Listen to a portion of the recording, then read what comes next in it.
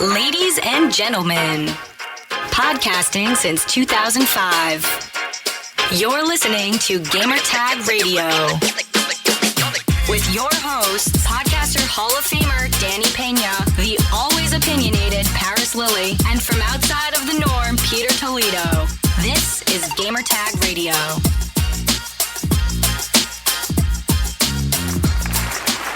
All right, welcome to Gamertag Radio episode 778. And I'm here live in New York City. Actually, I'm in Times Square. Once again, Starbucks. I have a special guest. First of all, I have Alejandro here. He's, background. Yeah, hi, hello. That's he's in the background. Background guy. Yeah. Taking pictures. Make sure to check out Zona Gamer podcast. Yeah, in Spanish. In Spanish. It's all Spanish. Make sure to check it out.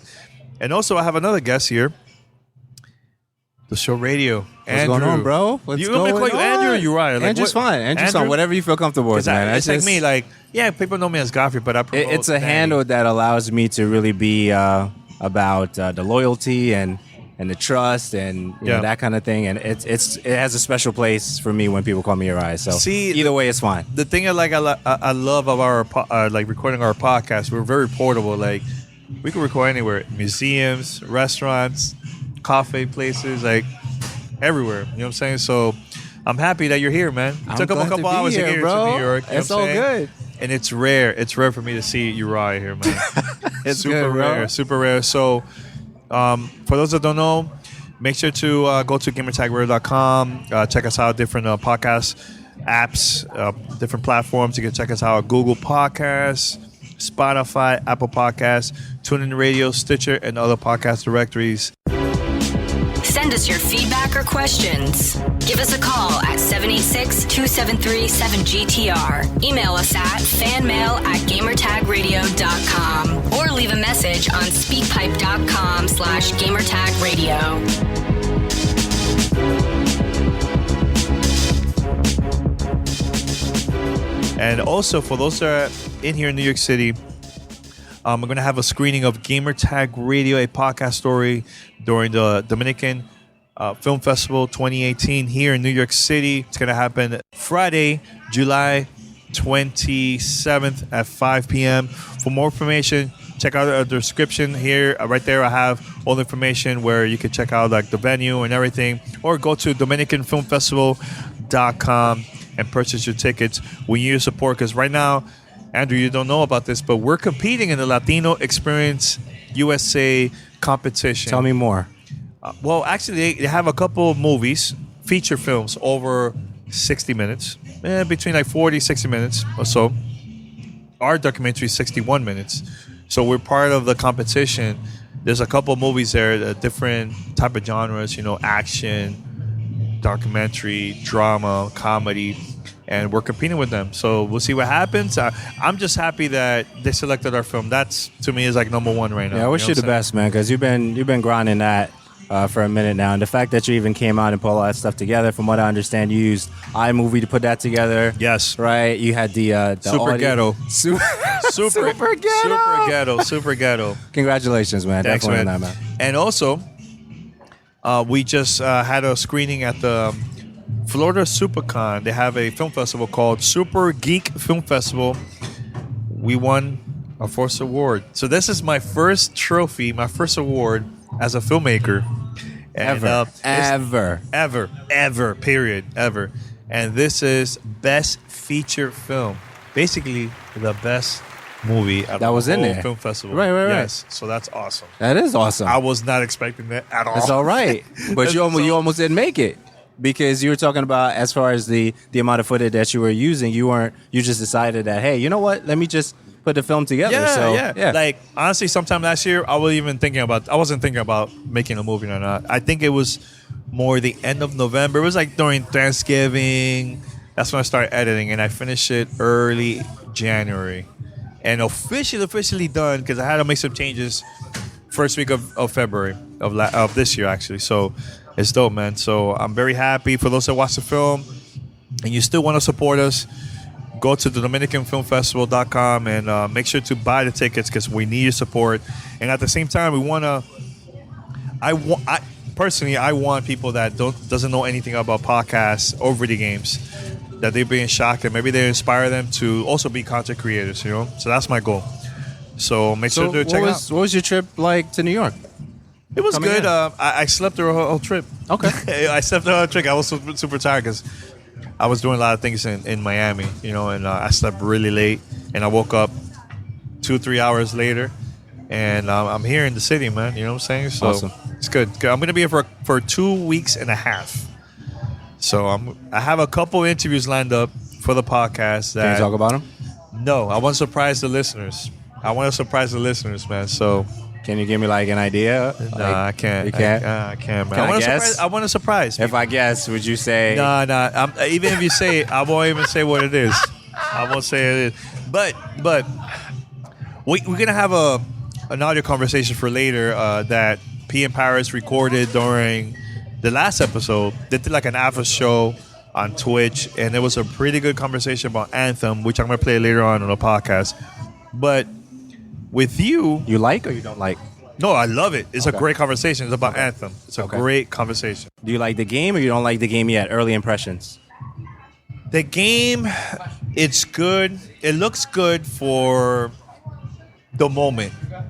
It looks good. Campaign. What happens after I finish the game? Because look, I see Anthem more as like Monster Hunter, right? I don't know why people bring up Destiny. It's not a Destiny game. It's not a Division game. It's more like Monster Hunter. But the thing I love about Monster Hunter, first of all, Capcom been making a lot of games of Monster Hunter. So they learn from their experience. You finish the game, there's still extra content, and they're always adding content every week.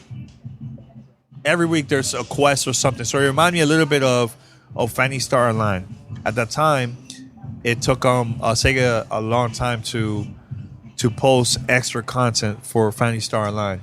So every time they put something up, I was like, oh my God, it's Phantasy Star Online. Oh my God. Monster Hunter is more quicker. So do you think lack of consistency in the content that's going to be coming out for Anthem might kill it early? You know what's the problem? I want to say that for the next audio, but I'm going to say this very quick before we go to our main topic. The main jam. The thing that I'm a little bit worried is this is BioWare's first open world game. Yeah. This is their first game, that type, and at the same time, they're not really saying much. Usually, by this time, hopefully by September, October, they need to say more about the game. They're not really saying much. I'm a little bit worried. And the game comes out early next year. So they got to start telling us. Is it March? February, March? Somewhere around March, right? So they got to start saying more things about the game. Get me hyped. Why I should buy the game? It's $60, Okay. But now let's go with the main jam. Let's talk about the main jam. Andrew. Yo. Dying Light 2. Whoa. Actually, you're wearing a Dying Light 2. I'm wearing the shirt. I saw it first. Yes. Yes, sir. You saw it first than me. I did? I think. I don't know, because I saw you. Because I came back into I came back into the I had to see the game first before doing an interview. Ooh, bro. Or impressions and stuff. So let me tell you, man. We saw this at E3. Absolutely. Your thoughts about the game? You played the first one? I don't think I played the first one. Oh, my God. You don't know what you're missing, dude.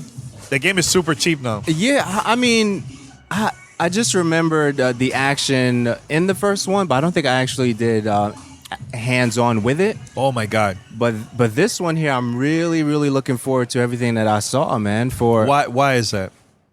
It just put together well, because it reminds me so much of I Am Legend. Like when I'm looking at the world and the way things are, like the night and day experiences and how certain things are more and the enemies crazy, especially at night. Especially at night. So that whole vibe, and that movie is a classic. If you haven't seen that, definitely check out I Am Legend. So I get that vibe from it, and the presentation was really good, and the way you parkour through the city, that's really dope. And the decisions that you make in between the factions, like if you're gonna kick the guy off the thing, or if you're gonna just fall back. Remember that particular situation can make or break. It changes everything. It changes everything, right? Yeah. So that whole portion of the game demo that they showed, I'm really feeling it, bro. Yeah, and graphic looks a lot better than Beautiful. Last game. Yeah, I don't know if they were showing up maybe the PC version, because that's when I first got to see the first game was the PC version. They had an Xbox controller. But the thing I like about the first game, besides the enemies and the story, is that they had a lot of content, free content, and also they also added an expansion. Right, so DLC tell me this: was there a monster in the first one? Yeah, like there was a particular thing that you can do and fight a monster like at night that was like almost unbeatable. Was that the first game? The first, yeah. Okay, so I remember portions it's like of that. More powerful zombie. Yeah. Like during the day, it's more of weak zombies, and you also see regular human beings that just. Right. And still have to grab materials and stuff like that. They're just trying to survive and whatever. But the thing is, this game, to me, in my opinion, was one of the best co-op experience to me, because we used to do a lot of like maybe the main campaign or side campaign, like side deals, side quests. I have to look because I have some memories of it, and I'm trying to figure out that I have it for Xbox One, and I just don't recall. So I'm going to double check on that. Honestly, like for those that are hyped for this game, the Division, maybe the next expansion for Destiny 2, which is coming up in September, soon, and then the bounty's released today. Yes. But I'm saying, like, if you are into those games, like right now, I'm hyped for the Division 2, like super hyped. So what are you playing right now, though? The Division. Got it. I played Fortnite, Season 5.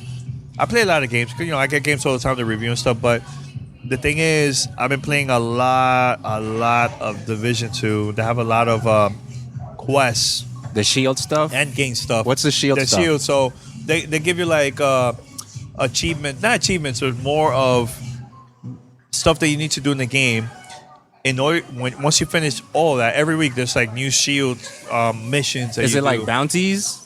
Kind of like that, yeah, kind of like that, but for the Division. But once you finish it, like let's say you need to go to Dark Zone and complete 25 landmarks in Dark Zone. Kill 10 enemies with names. Like patrol.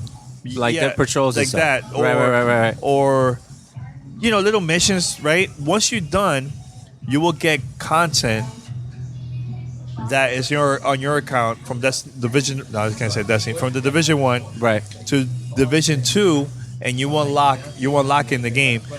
If you never played the Division 2, the first one, you cannot unlock that. This is like exclusive for those that have the first game, which is good too, because that's a good marketing thing right there, smart, bro. because if you have Xbox Game Pass, you could play the game. You don't need to buy it, or if you're gonna buy it, it's super cheap. It's extremely cheap right nowadays. You could also play the Division PC version, PlayStation 4 version, and so on. But I'm super hyped for the game. And the thing that I love about the Division 1 and the Division 2, you could tell that game was made because of the community feedback. Especially, for those that don't know, Paris. Before you go into that, did you recently start investing time in the Division, no, or you've been playing since? I took some. So you took a break. Months. We take breaks, right? But I always loved the game. Very cool. Especially Pete. Okay, you were saying something about Paris. So I went back once they had the update 1.8. That's I took a break once they updated that.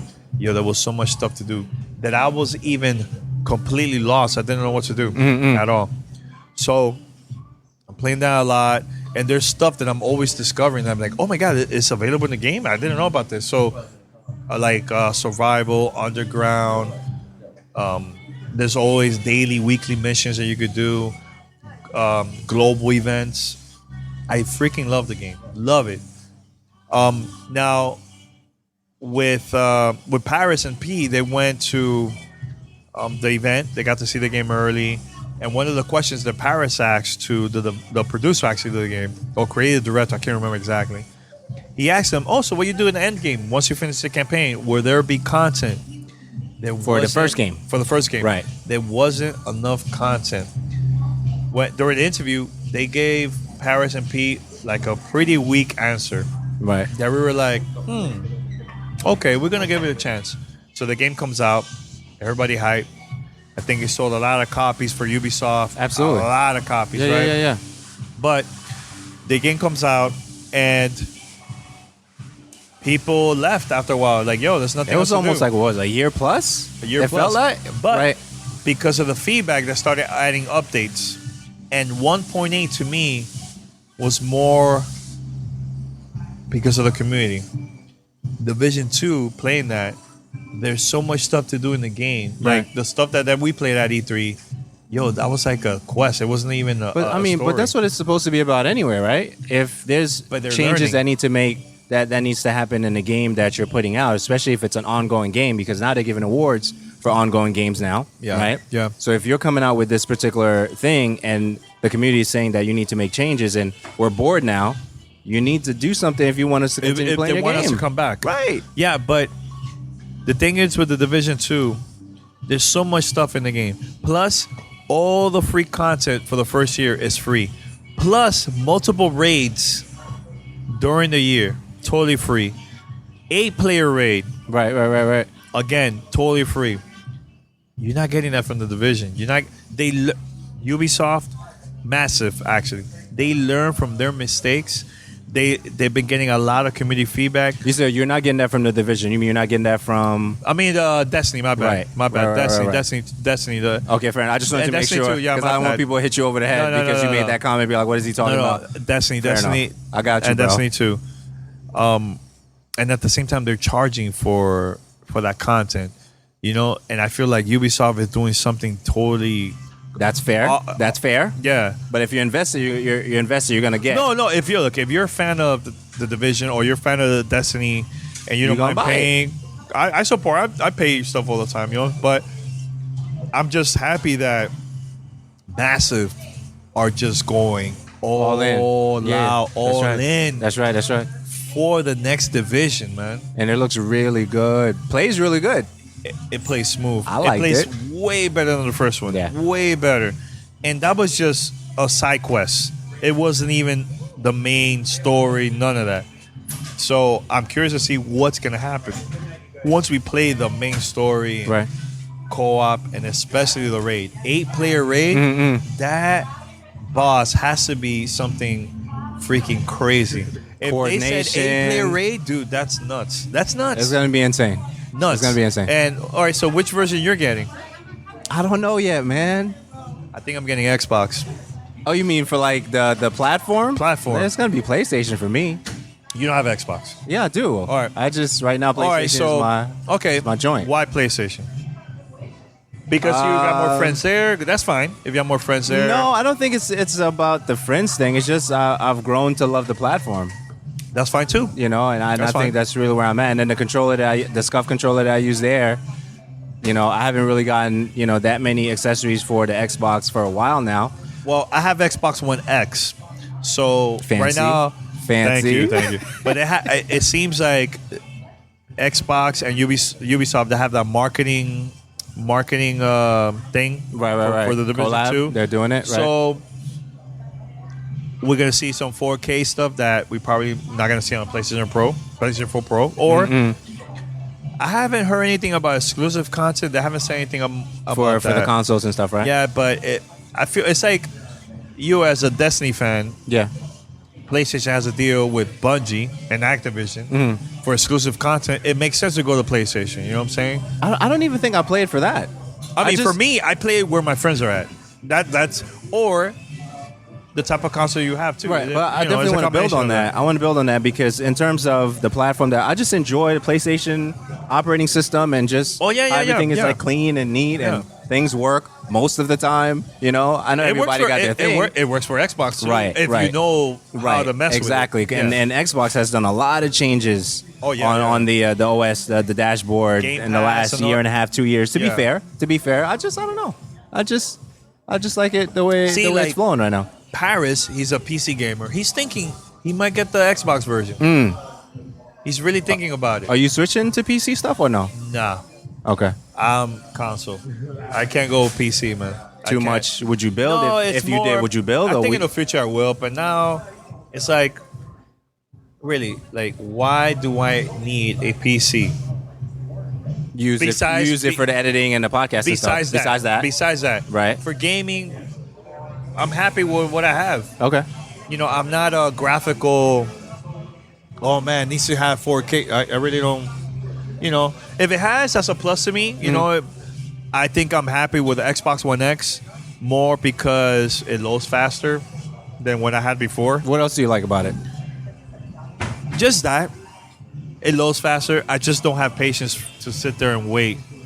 I think that's important too because to me, I want to play the game smooth, no lag, frame rate is not that bad. I want to have a good experience. You know what I'm saying? Like PUBG in the beginning, even using the Xbox One X, it was freaking horrible. Horrible. Now it's a little bit better, but I'm playing a lot of Fortnite. It's super. Okay, so I'm glad you mentioned that. Nice shirt, by the way. You want to talk about that too? I'm wearing Call of Duty Black Ops 4. And I was walking here at Times Square, and a couple people were like, oh man, Black Ops. One person asked me, oh wait, it's coming out in May? I'm like, why May? And I looked at the side of my shirt. It says May 17th. That was the day when they revealed the stuff, right. But that's the thing I have to say, man. A lot of people don't go to IGN, don't go to YouTube. They're looking for. They just probably go to GameStop or they go to Best Buy. Oh, the game is out there, buy, and that's it. And or whatever is on the front page of the system. That's all they know. So you mentioned Fortnite, right? Yeah. So are you doing any battle royale, any game, or are you considering the one coming for? Let me tell you. Black Ops 4. I play Fortnite more than anything right now. Right now, at the moment. Why? It's fun. I play plus with my nephews. So one of them has a Switch. One of them plays on Xbox. I play Xbox, mobile, or Switch because I have Epic account, so I can play on any besides. Forget about PlayStation, but any other platform I could play with them. Voice chat, perfectly fine. It works perfectly, man. So that's the thing I love about Fortnite. PUBG, it's like you play Xbox, you only play with Xbox. You play PC, it's only PC. You play mobile, which is better than an Xbox version in my opinion. You only play with mobile. That's it. And so are we keeping a cross-play conversation on the top of the podcast? Yeah, go for it. I don't know. It's a conversation. I just want to hear your thoughts on it, man. We got a few minutes, but it's a conversation. We're good. So what do you think what do you foresee taking place with the cross-play conversation, especially with Sony? And actually, I have to agree with Paris. I know you've been mentioning this now for a couple of weeks on the podcast. Crossplay is great. I would love to see more cross-save. So let's say him or Pete, they get Destiny. Let's say Destiny 3. Let's make believe Destiny 3 comes out. I get some exotics, or they have two versions. Usually we get a lot of review copies from companies, right? So imagine they get two versions, one PC, one Xbox. Let's just say Paris played 30 to 40 hours in the Xbox version. Man, all my friends are on PC. He saved his character, save all the stuff that he unlocked. You go on the PC, everything is there. That's what I do with Fortnite. I'm traveling. Maybe my Switch is dead. The only option I have is my iPad. I have 100% battery life on my iPad, but I'm playing the same character. Everything that I unlocked is in my same account. Seamless between across platforms. I love cross save. Right. I love that because you don't have to grind on one console and then grind on the other and come back and grind again. I don't need to deal with that crap. You know what I'm saying? Like with Destiny and maybe the Division is gonna be like that too. Yo, if I'm getting one console, I'm just sticking with that console. I'm not buying nothing else. Right. So there's a particular. Let me think about this one. So there's a particular challenge right now that I hope they change. Of what? Destiny? No. Well, I'll go into it. Okay. Mixer is currently only on the Xbox platform. Daily Motion. You could also PC. And PC, fair enough. You used to have Daily Motion on the PlayStation platform, YouTube, and Twitch. Now, it would be great, maybe at some point in the near future, that they take the Mixer ability in terms of streaming and put it on the PlayStation platform, because that's not not there. So I'm sure there's some. I have a couple business things. I have a couple related of things to that. Right now, you can still stream from the PlayStation unless you connect it to your PC. That's the only way. You could connect the Switch to your PC, stream it on Mixer. As of right now, they don't have an app for it. Right. For the actual platform. Correct. That's up to PlayStation and Xbox. Right.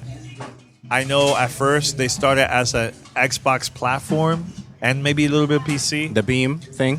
Yeah, but this is for everything. Right. They have shows there about the Nintendo Switch and PlayStation like that. No, it's the Mixer staff created just because they're competing. YouTube, Facebook. It's a great platform, man. Yeah. It's really good. We just started streaming there not too long ago. So let me ask you, why are you streaming there?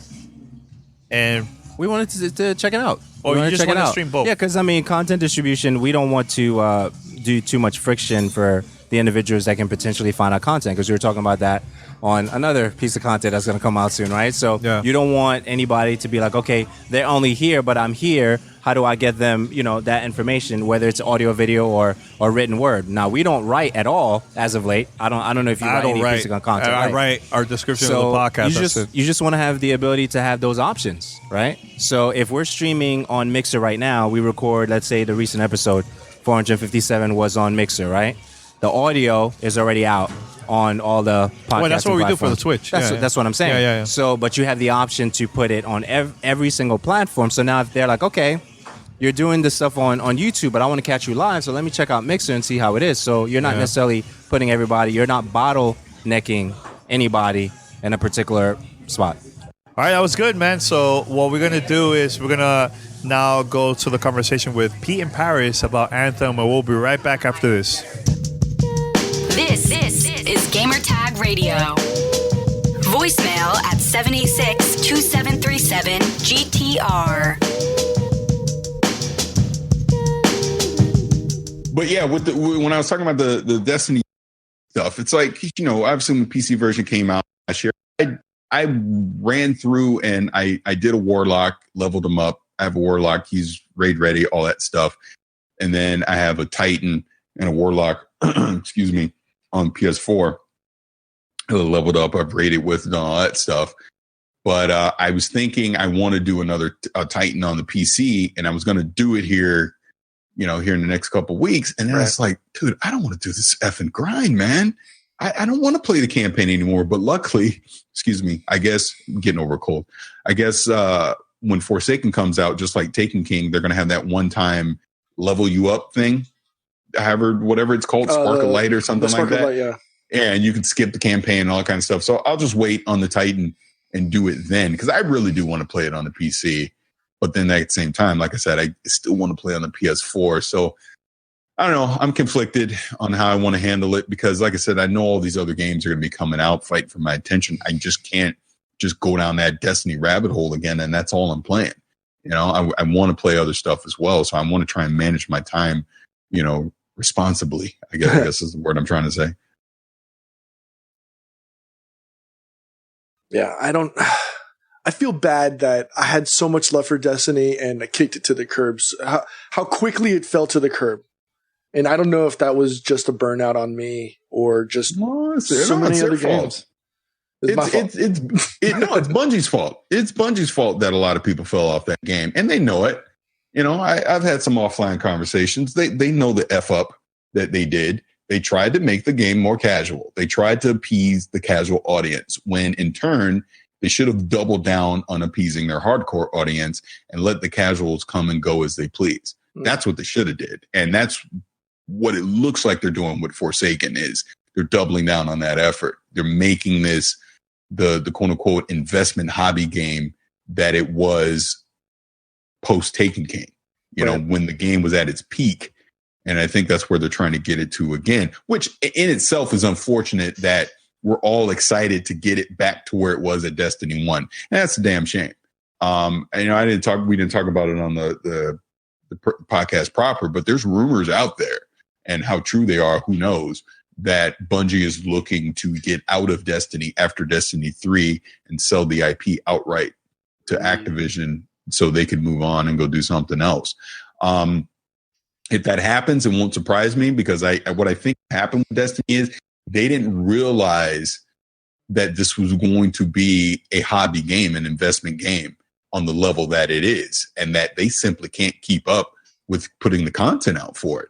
That's the main problem right now. How close are they to that 10-year plan? Where are we at? We're 4 years in now. So they got another 6 years. Yeah. I mean, you got to figure three comes out in 2020. That's the 6-year mark at that point. And the rumor is they would bail in 2020 and hand off all post support of Destiny 3 to probably like High Moon, and who's the other studio that's been working on it? VV, Vicarious Visions, working on it. So maybe that's the plan. Maybe, because the thing about it right now with Destiny, we have 3 studios working on content, and it's still not enough.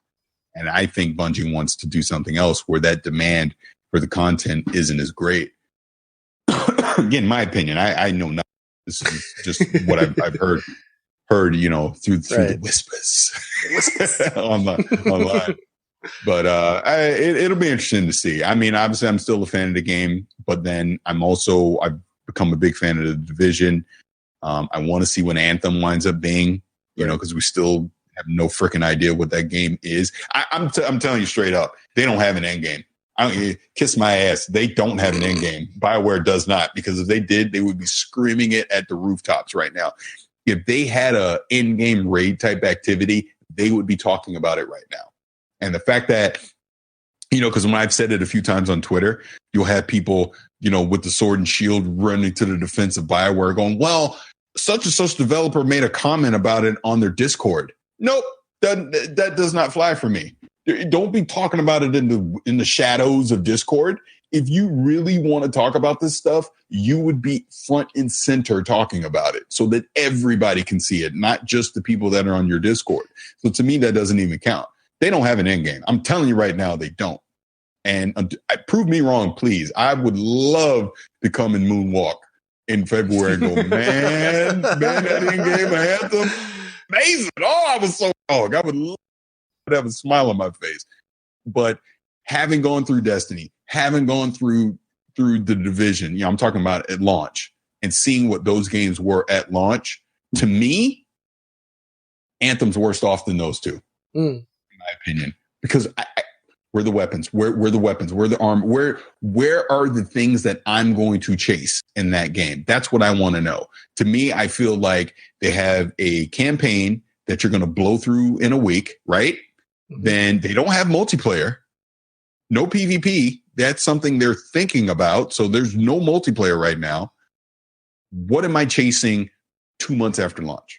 If the developers hell, I'll put it this way. It comes out on February 22nd, right? Mm-hmm. What am I chasing on March 15th, 2019 that's going to keep me playing it and not jump to the Division 2? Answer that. That's what they had. Look, and people get mad at me for saying this, but I'm just being real about it, because these looter shooter games, if I'm going to invest my time into them, you better have something for me to chase in. And, we've seen the struggles that Bungie has done, from Destiny 1 and the self-inflicted things that they've done with Destiny 2. The Division, knock on wood, from what I played of their end game since I've jumped into it now, fantastic. There's still stuff I haven't done in it, which is great. How much of that translate over to the Division 2, we still don't know just yet. We know there's going to be a dark zone, but what about survival? What about the underground? What about, how is their PvP? How is all this stuff going to work for their end game stuff? We know they're going to have a raid, 8-person raids and all that. Those are still things they got to show us and talk about by the time we get to March. But at least they've had those public conversations about them. Skill Up, who's quickly becoming one of my favorite YouTubers. He's out of Australia. That dude's amazing because he just tells it like it is. He had a great interview with Julian and God, I'm forgetting the other person's name, but at Massive during E3. And he kind of deep dived into some of that in-game stuff, more so than we did in our interview, obviously. And, it raised an eyebrow that they're not ready to commit that they're simply going to do a cut and paste of all the features that are currently in the Division 1 are going to be their day one for the Division 2. It sounds like some are and some aren't. So if that's the case, which ones are going to be there, and what is that roadmap going to be to get the rest of them there? And what other new features can we expect to see? These are real questions. I mean, look, we can interview the division and talk about it all we want, but the proof is in the pudding on March 15th. What the hell are they going to have there? I'm confident they're going to have some very compelling stuff there, because it really seems like that studio has taken a deep dive lessons learned from their own mistakes of their own game, and then obviously looked at what the competition, the kind of the missteps that they've done and some of the good things that they've done, and they're going to incorporate them into that game. And just to make a long story short, I have high hopes for the Division 2 getting it right at launch, whereas there's no way in hell I see it happening for Anthem. I just don't, because I don't get the same confidence, because they're not talking about it enough. They got to get out there on the pulpit and talk about it more. I really hope they change my mind by the end of the year. And then, look, I'm pretty sure all three of us are going to get it at launch regardless, because I just think it's just what we're going to do. But I'm not holding my breath for this being a long-term game for me. I will probably pull a Danny and be out in 3 weeks. Actually, it's going to be less. It's going to be 16 days, because it's 16 days after the 27th that the Division 2 pops out. But my concern with jumping into and having now played Monster Hunter and experienced what that game style is like, and seeing what Anthem is all about, it's Monster Hunter World with mechs. Do I really want to jump on that grind and then jump on that grind again 3 months later? Exactly. I don't know if I'm ready for that type of investment. And I'm curious if I'm already hesitant about Monster Hunter World, or Monster World Hunter, however you pronounce it. Am I going to have that same hesitation upon Anthem? And do I have enough content for me to play anyways outside of those two games that I don't care, and I'll just jump into the division and disappear into Washington, D.C.? That's what I'm saying. And that's the challenge that they have right now. They literally have, I think you said 16 days, but it's more than that. It's from the 22nd. So that's what? Is it 22nd or 27th? 22nd. Oh, okay. So then it's more than that. So 6 days in February, and then 15. So they literally have three. It's 3 weeks. Yeah, it's exactly 3 weeks. I'm looking at the calendar. Exactly 3 weeks. Excuse me. I'm getting over a cold. I apologize. So they have 3 weeks to convince me, because I'm going to tell you right now, March 15th hits. I ain't playing Destiny. I ain't playing nothing else. I'm going to be playing a Division 2. Mm-hmm. I just am. I already know I am. From what I played at E3, and from what you and I have played recently in the Division 1, chasing shields and doing that stuff and going into Dark Zone, dude, that's right up my alley. That's the kind of game I want to play. So they're going to get my attention on the 15th. So I say it again. What is the end game for Anthem? We don't know. And they've made vague promises about it, and they've not shown us anything. And until they actually show me that here's the quote unquote Anthem raid or whatever it's going to be, then I'm telling you, I'm out. I'm out after a couple of weeks. I'll play through the campaign, and we'll do some co-op stuff and stream it and laugh and giggle, and then I'm going to move on. You mentioned something a few minutes ago, something along the line of maybe the Division 2 may or may not have everything available at launch. Is that what you said? Is that what you were going to? Is that what you were saying? Wait, say that again. That the Division 2 may not have everything that they're talking about. Like, I know the raid's not going to come out day one. And may not bring everything over from the Division 1 over to the Division 2, if not at the beginning, if not at all. Who knows? I don't know. Something along those lines. Is that what you were saying? Yeah, because Skill Up had that interview with them, and they kind of danced around it because they wouldn't make a full commitment. That, in other words, basically what he was saying is all the features that we currently have in the Division 1, will they be there day one for the Division 2? They would not commit to that. Some will, some won't. Is basically what they said. I mean, I can see that, because there's some things that may or may not just get the gameplay. Like, for example, Resistance. There's Underground. There's Survival. I mean, they're, obviously, video game companies take metrics on everything. So they're going to do the math. What gets playtime? What gets, what's worth the time investment, A, for development, and B, what's going to get the investment of the player to play those things. I can also see how specializations may be the way that they hold people off on some of these things because, they're going to want players to say, okay, invest into demolitions, invest into marksman, invest into survivalist, I think is the third specialization. So that's a way to, and stall is the wrong word, I think.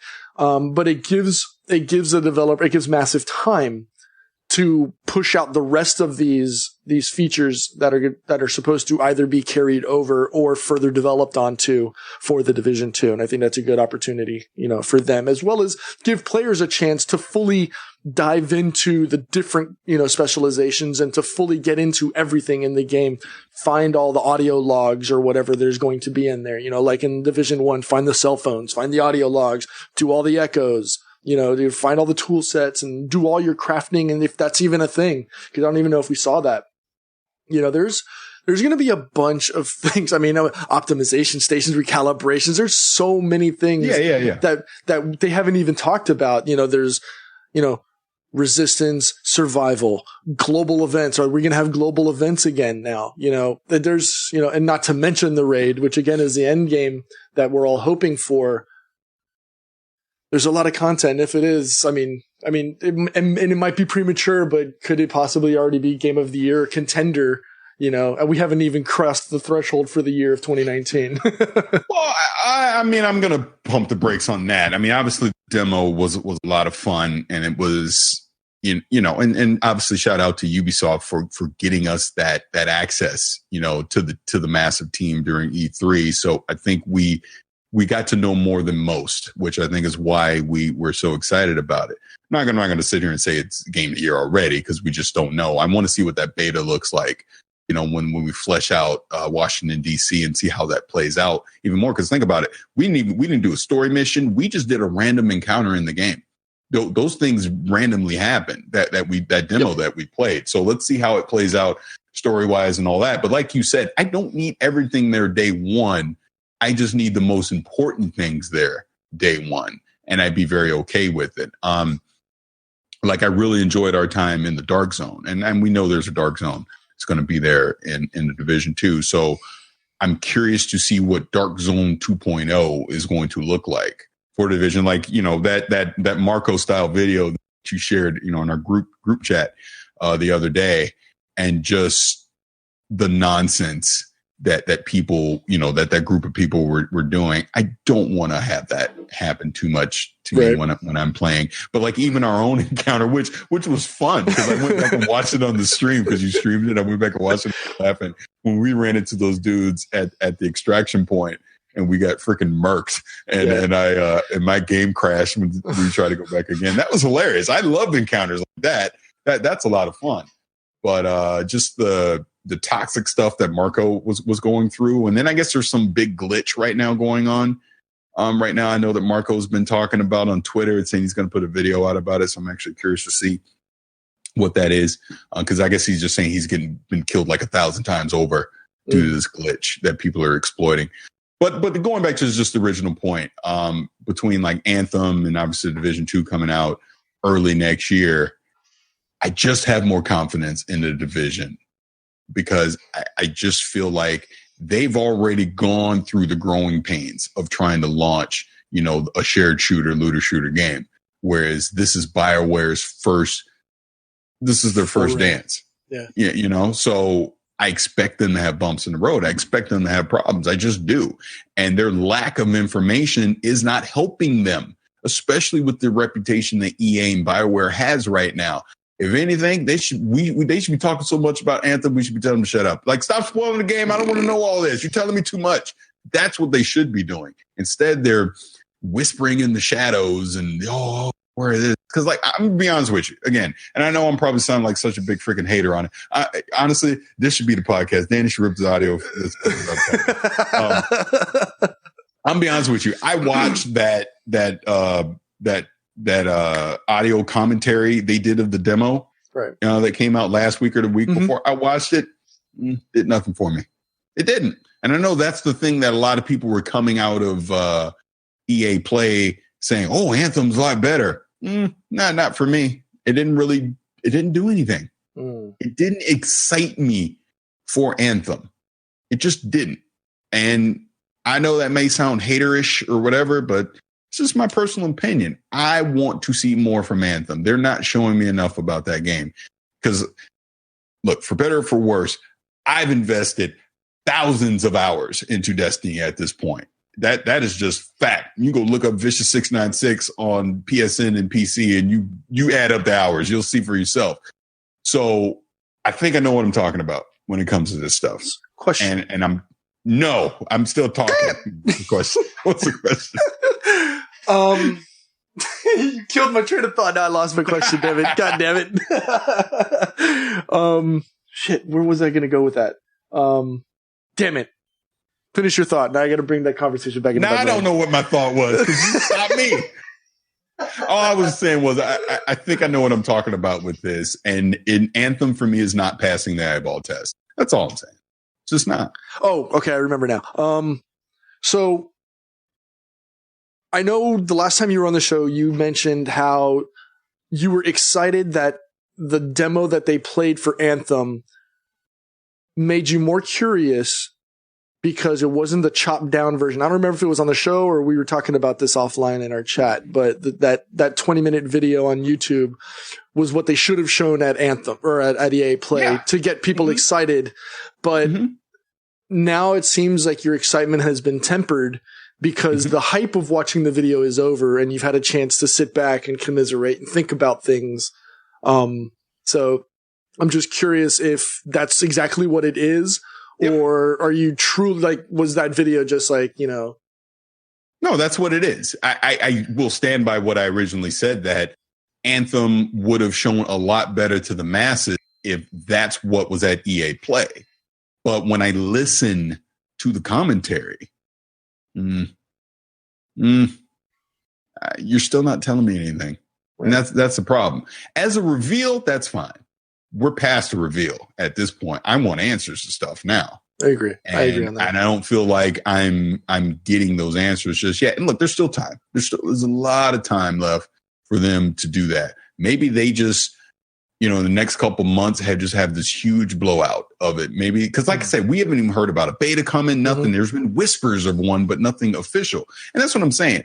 People need to get their hands on this and understand it for themselves. Maybe that's what Anthem ultimately turns out to be. One of those games you got to play yourself and then you get it. But right now, watching from the sidelines, I'm not as impressed as I was hoping I would be. And D Wicked, I'm telling you, my Spidey's tingling just like it did for Mass Effect and Andromeda. That's what I told all of y'all. I was like, man, I don't know about this game. It ain't looking right. and unfortunately, I turned out to be right. Like, it's sad. I was in Target the other day, and I was with Trey, and we went over to the gaming aisle, and we looked, and I saw Mass Effect Andromeda for Xbox One. It was like $10. Oof, that's crazy. That's discounted like a mofo, But I don't know. To me, this is make or break for BioWare as well. Because if Anthem flops, they've lost all confidence. And I'm not going to say that EA is going to shutter BioWare. I don't think they're going to do that. But are you going to be excited for the next BioWare game, sight unseen? No. You're going to want to actually wait until it's out and they prove that it's good. You're listening to Gamertag Radio.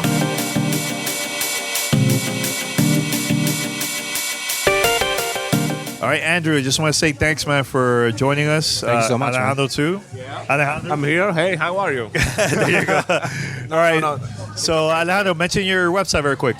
My website is sonagamer.com. Sona like sound in English. Yeah. Right? You can listen to all our podcasts and you can listen to our roundtable conversation about cross-save and cross-play platform, too. All in Spanish. Yeah, all in Spanish. Yes, yeah. So, zonagamer.com. .com. Yeah, so or search on different podcast platforms, Zona Gamer Podcast, Spotify, Google Podcasts, Apple Podcasts, everywhere. Radio Republic, everything. Everywhere. Yeah, so, and Andrew, mention your podcast real quick. Yeah, you can find us at theshowradio.info. Once again, that's theshowradio.info, Google Podcast, Apple Podcasts, all the beautiful places you download podcasts. Shout out to your co-host. Yeah, that's my Miss homie, DJM, man. She's amazing. Yeah, she's amazing. She's awesome. All right, so again, thank you everybody for listening to the podcast. Remember, July 27th is the screening of the Gamertag Radio, a podcast story in New York City. First time in the city showing that movie. You know, last time I was here for that was for The Messengers, and it was a packed house, completely full, sold out. There was people standing the whole time during the screening. So if you're here in New York City, contact me, Danny at gamertagradio.com. If you're interested, I will send you the link of where you can purchase tickets, or check out the description here of the podcast. Check it out on any podcast platform and click it, and hopefully I can see you there, man. So July 27th at 5 p.m. here in Manhattan, New York City, man. All right, until next time, we're out. Peace.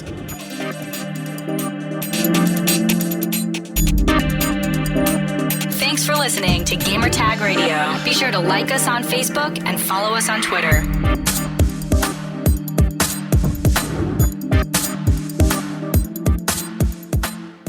Thank you for listening to Gamertag Radio. If you'd like to donate and help us out for future events and more coverage and also better audio equipment, head over to donate.gamertagradio.com. That's donate.gamertagradio.com.